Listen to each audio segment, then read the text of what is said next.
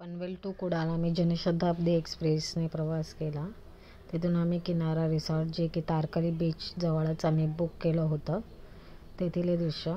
हा रोड गेलेला आहे तो देवबाग आणि ही साईड आहे ते मालवण जिथून आम्ही आलो.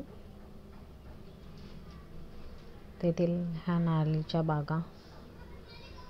हे रिसॉर्ट बॅक साईडला खूप मोठं आहे. त्यांनी आम्हाला फ्रंट साईडची रूम दिली होती. जे ओपन डोअर आहे ते आम्हाला दिलं होतं रूम. त्याच्या खाली रेस्टॉरंटसुद्धा होतं त्यांचं स्वतःचं.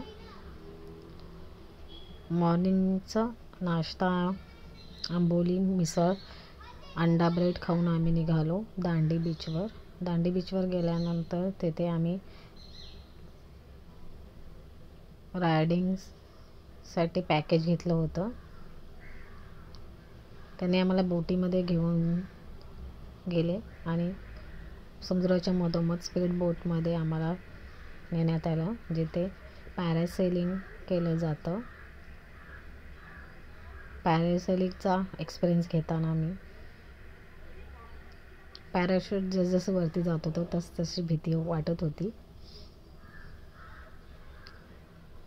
आम्ही 1500चं पॅकेज घेतलं होतं. त्याच्यामध्ये parasailing, scuba diving 3 types boating होत्या.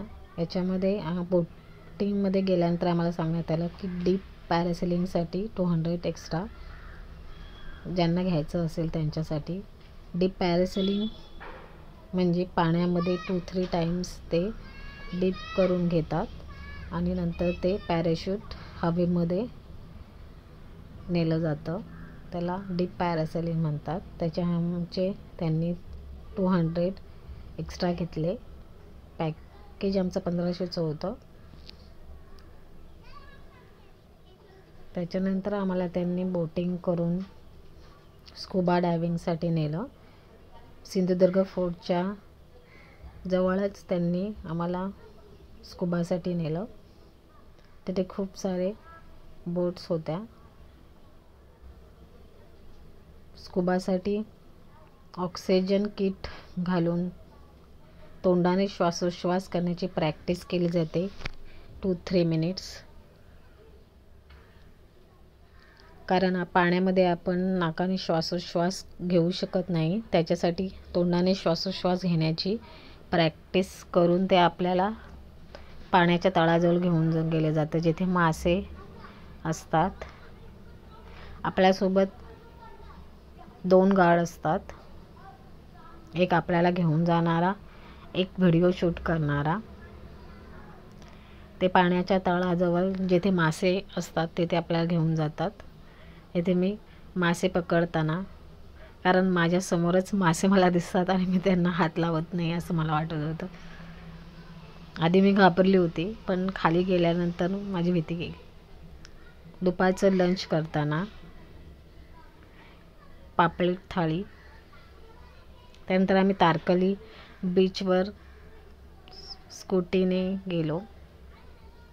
मालवण रॉक गार्डनमध्ये आम्ही गेलो इव्हिनिंगला. तिथे शो असतो 6:30 ते 9:30. वॉटर शो असतो. वॉटर शो आम्ही 10 ते 15 मिनटं पाहिल्यानंतर आम्ही तिथे फोटोशूट्स केले थोडे. अंधार असल्यामुळे आम्ही काय तिथे जास्त थांबलो नाही. आम्ही निघालो लगेच. नेक्स्ट व्हिडिओ आपण पाहूयात नेक्स्ट ब्लॉगमध्ये.